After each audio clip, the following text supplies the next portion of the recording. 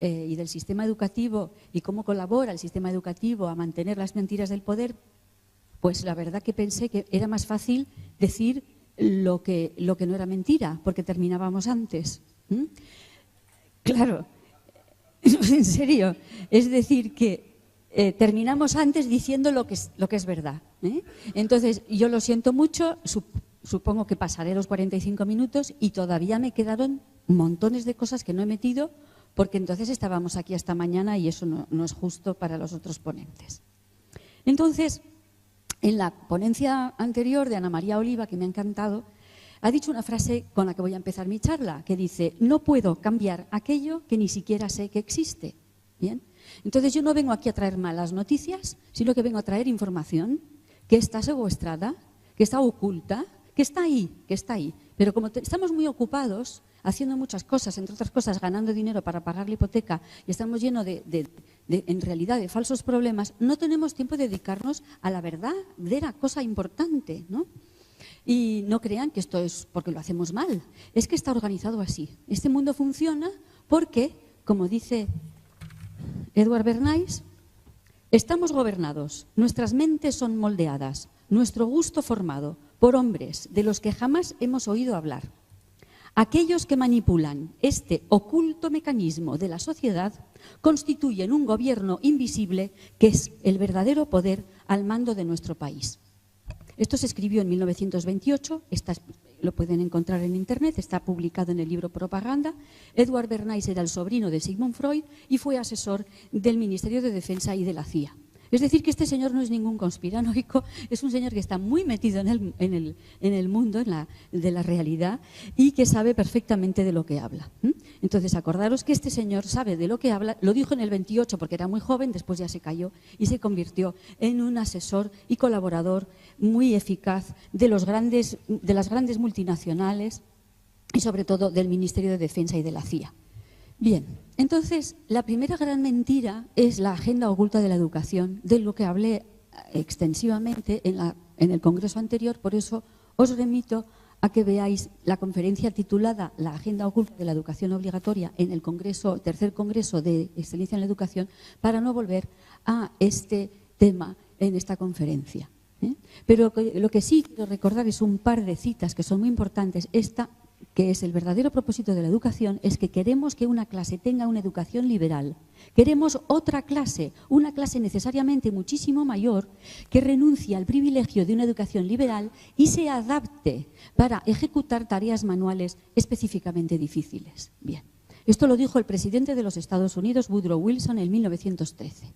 Y es que para que funcione nuestro sistema económico necesitamos una gran cantidad de mano de obra que esté dispuesta a someterse a una vida terrible, como pueden ver estas distintas actividades que son altamente tóxicas, como por ejemplo estas pinturas o tratar con productos de limpieza, el asfalto. Todos, lo siento mucho, todos estos trabajadores tienen una esperanza de vida muy corta y una calidad de vida muy mala. Pero bien, esto está montado porque hacen falta carreteras y hacen falta gente que las pinte. Y si todos estamos bien educados, formados y fuertes, nadie va a querer hacer ese trabajo. O sea que esto está muy bien organizado. Un documento que yo creo, ¿alguien conoce el documento llamado Silent Weapons for Quiet Wars? Armas silenciosas para guerras tranquilas. 1, 2, 3, 4, bien. Pues esto es deberes, deberes necesarios. Esto es un texto que se publica en 1979, es un documento top secret que va a ser filtrado de una manera accidental o intencional, no lo sabemos, en una fotocopiadora del Ejército de los Estados Unidos. En una subasta aparece un documento que va a ser distribuido, que fue distribuido en 1979 a los participantes del grupo Bilderberg. En el cual se define cuál es el proyecto cuáles son sus intenciones. Y aquí queda muy claro que una de las cosas es que se quiere controlar como pueden ver, a fin de alcanzar una economía totalmente predecible, los elementos de las clases inferiores de la sociedad deben ser llevados a un control total, es decir, ser puestos a la calle, sometidos al yugo y asignados a un deber social de largo plazo desde una edad temprana, antes de que tengan una oportunidad de hacerse preguntas o cuestionamientos sobre la propiedad de la materia. Para llegar a tal conformidad, la célula familiar de las clases inferiores debe ser desintegrada por medio de un proceso de aumento de preocupaciones por parte de los padres. Quiero decir que si ustedes se sienten así, si sienten que su unidad familiar está resquebrajada, que no hay tiempo para la familia, que no tenemos tiempo para nuestros hijos, esto forma parte de un plan. No es que lo estamos haciendo mal o que fíjate tú qué mala suerte. No, es así, porque la familia es el núcleo en el cual crece el ser humano y se conforma con una gran solidez. Y si estamos en manos de desconocidos, como pueden ser las guarderías o nosotros que nos dedicamos a la docencia, en el fondo somos desconocidos para los niños, sobre todo cuando son pequeños. Luego el niño llega a su casa y los padres encuentran que ese niño no tiene nada que ver con ellos, y eso es lo que está pasando. Y esto forma parte, el movimiento de liberación de la mujer, el Women's Lib, fue promovido por estos mismos que manejan el mundo, porque se dieron cuenta de que romper la mejor manera de debilitar a la familia y de romper la familia es de sacar a la mujer de la casa y decirle, te vas a liberar, vete a trabajar. Fíjense qué liberación, ¿no? Irnos a trabajar. Entonces, hay una frase que a mí me encanta, que descubrí de Prado Esteban, escritora y amiga mía, que dice: el feminismo es feminicida. Y lo dejo ahí. A mí me impresionó mucho esta frase, y después de un primer rechazo, porque yo siempre he sido como muy luchadora de la mujer trabajadora, independiente y tal, me he dado cuenta de que hay una gran razón en esto y una gran verdad. En cuanto a la violencia de género, he buscado estos datos para esta ponencia para que nos demos un poco idea de cómo nos están manipulando con el tema de la violencia de género. En el año 2012 murieron casi 500.000 personas en España, ¿no? 122.000 por temas circulatorios, 110.000 por temas de cáncer, 47.000 por un problema respiratorio, 22.000 por el sistema neurológico, 3.530 suicidios, 1.128 muertos de accidentes de tráfico, 823 malformaciones congénitas y 692 por mala praxis médica, y finalmente 52 víctimas por violencia de género. Digo yo que si le prestamos tantísima atención a las noticias, a la violencia de género, que son solamente 52 personas, desgraciadas, pero 52 personas, en relación a 692 casos de mala praxis, es decir, gente que lo ha hecho mal, esto nunca sale en las noticias. ¿Por qué? Porque hay intereses de encubrir estas cosas. Y todavía peor, 3.500 suicidios. Entonces ven que la focalización, el que se haya hecho un ministerio de la igualdad para hacernos creer que los hombres son los enemigos de las mujeres y las mujeres enemigos de los hombres, es todo un montaje para enfrentarnos. Los de izquierdas contra los de derecha, los de arriba contra los de abajo, los hombres contra las mujeres. Mientras divide y vencerás, este es un viejo sistema. Bien. Entonces, volvemos a la agenda esta que está programada, que está escrita negro sobre blanco y que todos podemos leer porque está en Internet este documento, 1979, y pone: la calidad de la educación dada a las clases inferiores debe ser la más pobre, de manera que la brecha de la ignorancia que aísla a las clases inferiores de las clases superiores sea y permanezca incomprensible para las clases inferiores. Con tal discapacidad, incluso los mejores elementos de las clases inferiores tienen poca esperanza de extirparse del lote que les ha sido asignado en la vida. Esta forma de esclavitud es esencial para mantener un cierto nivel de orden social y paz y tranquilidad para las clases superiores dirigentes. Bien, entonces ya lo entendemos. Si tenemos esta estructura de enseñanza con los niños metidos en aulas, encerrados en espacios estancos así, metidos durante 8 horas, es porque los están preparando para este tipo de actividad. Los menos estudiosos para trabajo industrial y los más estudiosos para trabajo frente a ordenadores. Pero realmente, como pueden ver, no hay mayor diferencia. Este sería un sistema de educación, en contacto con la naturaleza, dejando apasionarte por la vida que hay dentro de ti, practicando la meditación y las distintas generaciones unidas. Esto yo sé que hay escuelas donde se está practicando, pero digamos que son los menos. Esto debería ser la norma. Bien.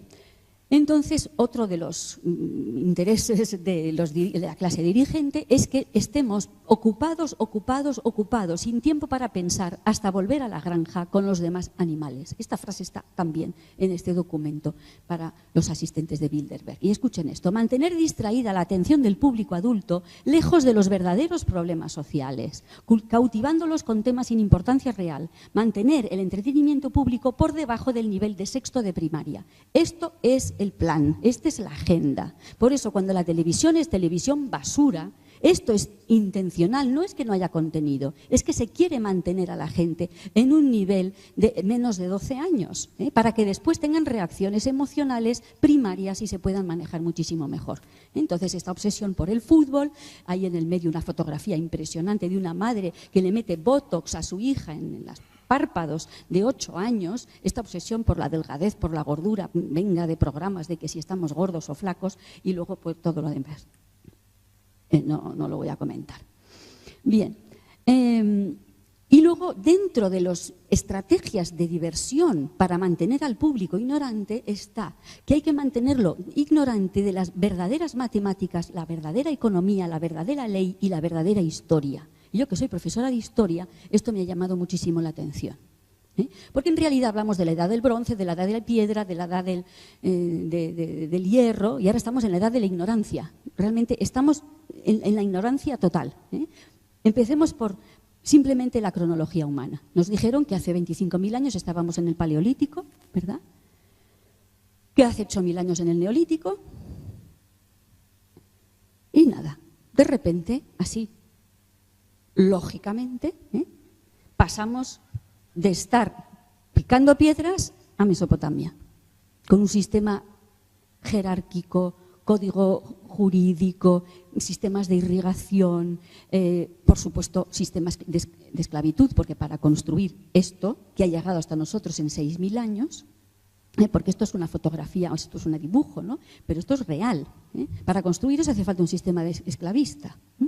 Bien, pues ningún profesor se le mueve una pestaña diciendo esto a los niños, y los niños tienen que asumir que pasamos de picar piedras a construir Mesopotamia, así, de la nada. Eso no lo ha explicado nadie.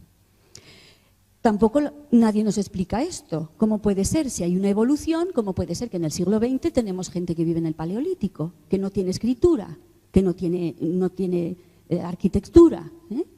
Esto pues sigue existiendo, aunque cada vez menos, porque ya se encargan de destruirlos. Y nos quieren hacer creer que entre la fotografía de la izquierda y la de la derecha solo hay una cuestión de tiempo. ¿Ustedes creen que solo hay una cuestión de tiempo? ¿Ustedes creen que el señor aborigen australiano de la izquierda, si esperamos, acabará inventando un móvil y montándose en un coche que quiere ir a 300 kilómetros por hora? Yo creo que el señor de la izquierda no tiene el más mínimo interés, porque utiliza la telepatía, entonces el móvil no le sirve. Y a lo mejor sabe ya que el dinero es una esclavitud y no una liberación. De hecho, ¿cómo se dice gratis en inglés? Free. Bien, pues ya lo saben. Es decir, cuando estamos liberados del dinero, somos libres. El dinero es una esclavitud.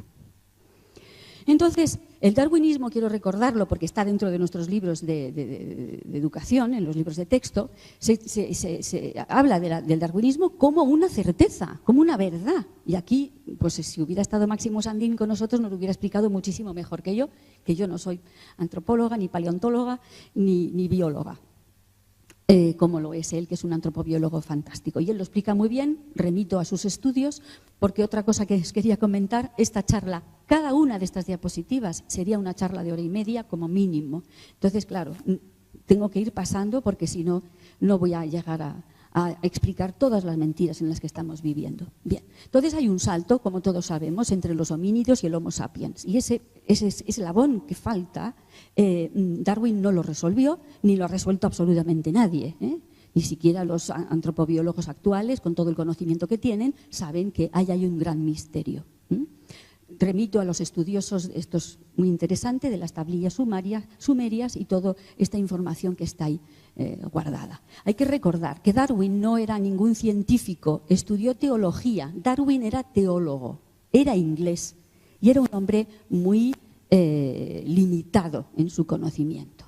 Y era muy amigo íntimo de Francis Galton. Galton estaba obsesionado, eran primos y muy amigos. Galton es el creador de la eugenesia. Y es el que en cierto modo, sobre el cual Darwin construye su teoría de la evolución. Galton lo que dice, como pueden ver aquí abajo en inglés, la definición de eugenesia, dice que la eugenesia es el estudio controlado por agentes sociales que busca mejorar o menoscabar las cualidades raciales para futuras generaciones, tanto físicas como mentalmente. Daros cuenta del menoscabar, eso es muy interesante. Bien, entonces Galton estaba muy molesto porque encontraba que los pobres tenían muchos hijos. Y claro, que eso es insoportable, porque él era estéril.